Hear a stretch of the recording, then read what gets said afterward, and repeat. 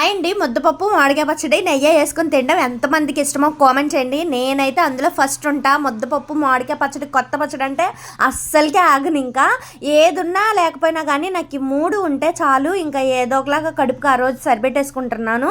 And యాక్చువల్గా ఏంటంటే నాకు ముద్దపప్పు మొన్నే కదా పచ్చడి పెట్టాము, ఇంకా ముద్దపప్పుతో తినాలి అని ఉంది. ఏం చేయాలో అర్థం కావట్లేదు. యాక్చువల్గా నేను ఇంట్లో ములక్కాయ కర్రీ అయితే వండేశాను.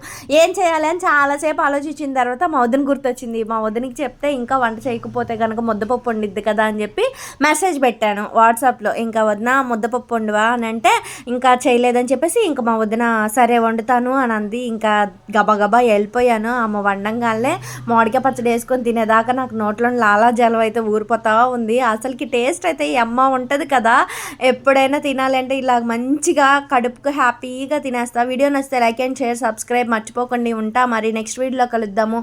ఉంటాను. Bye bye.